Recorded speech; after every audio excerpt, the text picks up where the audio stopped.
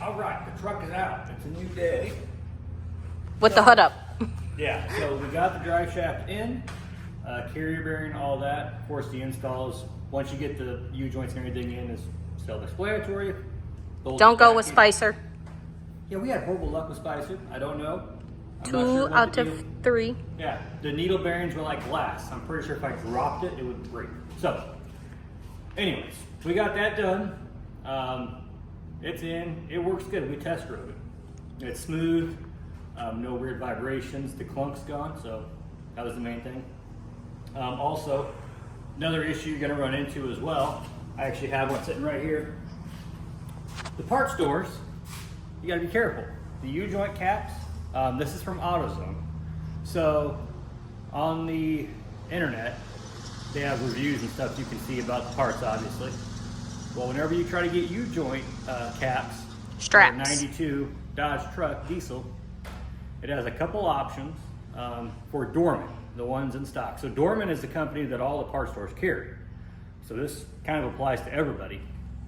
I forget, I think it was 81020 and 019. At 81020, that one has 2 different size caps. So it has one cap that's similar to this, and then it has a smaller cap. It's skinnier and the bolt holes are further apart. And then you have the 019, which is a single cap with the bolts. And they're both for GM. Yes, which Whatever. doesn't really matter, right? The problem I was running into is this cap is very close to the same, except for it's not tight enough, so it actually doesn't hold the U-joint. And when you have this seated against the flange, the U-joint is super close, but it's not tight even on the backside, so that was a waste of money. I needed the bolts though, so I paid $35 for 4 new bolts. I don't know what the problem is, and we even had the guy looking in the back too, and I don't know. I don't know what you need for it, so don't lose your U-joint caps. If you do, you're gonna have to contact somebody that's actually in the Driveshaft business, Yukon. Somebody that actually does gears and stuff like that instead of just trying the parts store, unless they have the good old catalogs, because maybe you'd be saved by that. Nobody has the catalogs. Small town USA still. Maybe the Napas, not the AutoZones and the O'Reillys. And that's another thing, I did not check at Napa. So far, Napa kind of hits a home run a lot of times. At least on Yeah. this and the Chevy. Yeah, because that's where the carrier bearing is from, which we also put in there for you. So, we got that done, did the test drive, made sure it drives good, which, yep, it drives like 92. So I'm not going to say good, but it drives, right? And then I decided, okay, we need to check out the air conditioning. I planned on doing a leak test because I figured that's the problem. So I have my leak detector kit out. I put a little bit of dye in there. And then I was like, man, the compressor still will come on, so I'm gonna have a little Freon. So the clutch will kick on, right? I figured it was low. Put the gauge on it. Nope, it's not low at all. Doug did good. It's fully charged, which means it doesn't have a leak. It's just not getting the signal to turn on. Which, Where this came in, trying to figure out what was causing it not to come on. Luckily, I'm hoarding parts, so I've got a tote full of harness and computers and all that. So I have a manual transmission Dodge diesel computer, which is worthless for me. I have another automatic truck computer, which is identical, minus it's a 1 ton instead of a 3/4 ton. and it was a 93. Yeah. But it's same. Yep. And then I have this one, obviously. So I found out, well, I guess I didn't find out, Ange found out after digging through the internet, that the PCM sends the ground signal to the AC relay. So it has to go through from the switch inside. When you turn the switch on, it goes to the low pressure switch and then goes to the computer, and the computer decides if it's okay or not for it to actually turn on the AC. My computer has lost the transmission controls, it lost the alternator, it lost the tach, And it lost the AC. and now it lost the AC. As far as I'm aware, the only thing it does is still involves a speedometer. So it's only a matter of time before I don't have a speedometer. But we have phones, you know what I'm saying? So, Well, we also don't have cruise control. yep. But that was for two reasons, because the button was actually faulty, but it was intermittent when it would work. Yeah. So, either way, after doing a bunch of digging and trying to figure this out, checking harnesses and everything, and doing a bunch of tests, cycling the clutch through the low pressure, ohming it out, Volts and stuff. We came to the conclusion that it was just simply the computer was not grounding the relay circuit. To kick it all on. So, from what we found on the internet, the best method... And this is assuming that your low pressure switch is still working, your compressor is still working, and your relay, which on ours is the rear towards the firewall, is all still good. If all of that is still good, this should work. Yep. So, what I ended up doing is I had to come up on the low pressure switch. In my case, it's the blue with the orange tracer, we'll call it, because I have a blue and white tracer and a blue and orange tracer. My blue and orange tracer, that wire, when you activate the AC inside, switches to a ground. So, when it switches to a ground, that would do what I needed to do to the relay, because I had determined on my particular relay, the computer was coming over to this small tracer, or the small wire over here, which in my case was blue and pink. I'm gonna say orange. Essentially blue and orange, right? Which is kind of convenient because that one is too. But it's not actually connected, it goes to the computer. So, with that being said though, if I would ground this circuit on this side, acting like the PCM, everything worked fine. So I took a wire and went from the low pressure switch, the side that goes to ground when you turn it on and off. I ran that wire over and I've eliminated the PC connection. So I just came back, cut the wire. I still got to actually do it properly. I wanted to make sure my crazy ideas work. So what I'm going to do now is just get this connected properly. We've already tested it, ran the engine and everything. The compressor clutch still operates as it needs to, from what I was noticing, because it'll run for a while, a good amount of time, and then if it needs to, it'll shut off for a second. Which again tells us good. Everything else in the system is working. Yeah, so by doing this, I just basically bypassed the PCM controlling my relay, and I'm still using the factory relay, the factory fuse under the dash, all that. All I did was just ran a wire lead over. So, seems to be working. Next on my list was trying to figure out how to get the vacuum to operate inside, to switch from defrost to vent to floor. I still haven't got that figured out yet, but somehow by finagling with it, I got it coming out of the vents, so we're going to stop while we're ahead, because air conditioning coming out of the vents is a lot better than any place else when you're driving down the road, especially something with no insulation, right?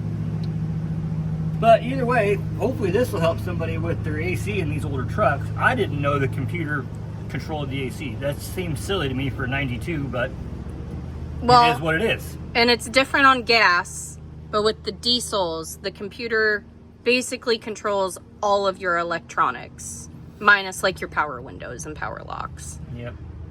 So, either way, hopefully that helps somebody, because that made a big difference. In all honesty, if I was in the middle of the desert or something and I was just cooking, you could even go so far as just trying to run a ground to the relay, because your battery's right here. But you're just gonna have to remember, you have to unhook that when you stop, because your clutch is gonna be engaged all the time. And it also might cause pressure issues because you're not having your low pressure switch control it. I'm not really keen on air conditioning, so my knowledge isn't very good on that. Either way, it still operates like it needs to, like this. So you could pretty easily do this on the side of a road if you had a spool of wire. And I guess kind of explain how we use the power probe to figure out what wire is what and how we came to this conclusion. So with the power probe, which also I should mention that as well, this is from Harbor Freight. Harbor Freight carries power probes, at least mine did. I didn't just buy this. I've had it for A few years. a few years. A lot cheaper than I thought. I want to say it was like $100 or something. I think it was cheaper than that because I think we got it on sale. Yeah, but I don't know why I went so long without it. So basically, you hook your power and ground up. Then you have a button on here that you can trigger power or ground at the prong as well. And you can also test power and ground. So this is very handy because I was able to go over to that relay and test which wires have powers and grounds. I guess you can kind of show them right now. Oh yeah. Just to kind of help people out because wiring is my arch nemesis. So your relay should have a power. It should have a ground. This over here would be your signal, which right now is not getting a signal, right? And over here would be the wire that's going to get grounded when that comes on. So it all will just work out. But if I wanted to add power to something, I could just click that and that sends 12 volts. So if I'm trying to roll a window up or turn a relay on, I can do that. So this is a pretty handy little tool, especially on these older vehicles. You know, you never know when things are going to go weird. Either way, this should get us by. To at least St. Louis. Yep. I just got to figure out my next battle. I need to figure out is maybe insulating the cab some, weather stripping. But I don't think any of that's gonna, maybe insulating. I might be able to do something like that before St. Louis. I guess I don't know what else to say other than Your PC is probably the problem. If you have a diesel, there's a lot of forums that you can go back and search. They're probably 20 years old now, but there's nothing different about these PCMs not working today than there was 20 years ago. Yeah, that's kind of the downfall. So But we're trying to see if we can find a company that will remanufacture them, because I have another one that's like the exact thing for this truck. The truck that they came out of was an they all LE. had the exact same option. Yeah. Down to the extended cab. Yep. Minus one was a 1-ton four-wheel drive. Four-wheel drive, which is versus my the PCM doesn't know. versus my 3/4 ton two-wheel drive. Not a big deal, right? So if you guys know of a company that remanufactures the computers for these old trucks, That is reliable. yeah, exactly. I'm willing to give it a whirl. I'd pay some money. You know, that's my goal. I'd like to. I have an unfair advantage. I don't have to daily drive this truck either. If I could find a company that actually rebuilds them, I'd give it a run and see if it actually works. Maybe I can get my tack to work. I have that ultra rare factory tack, or dealer installed factory tack, however you want to call it, right? And it doesn't work now, but it did. So Have to tap on it. anyways, all right, well, I might try to insulate the cab some, but otherwise I think this is a job done situation. Other than we're still going to drive it, we got to check the transmission fluid because we did change the output seal on the transmission. And lost a little fluid. Yep, not much, just a little bit. So I'm just going to double check it, make sure it's good to go. But you have to do that with it warm and neutral on these trucks. It says so on the dipstick actually too, just in case you are questioning that, because Or don't have the owner's manual. If you've had Chevys and everything too, this is really weird. But Or the new 8-speeds with their 20-step process. yep. So I'm gonna get that buttoned up properly instead of just twisty tie. Get things kind of tidied up a little bit. Obviously, I'm not getting it real nice, but I'm gonna get what I did nice.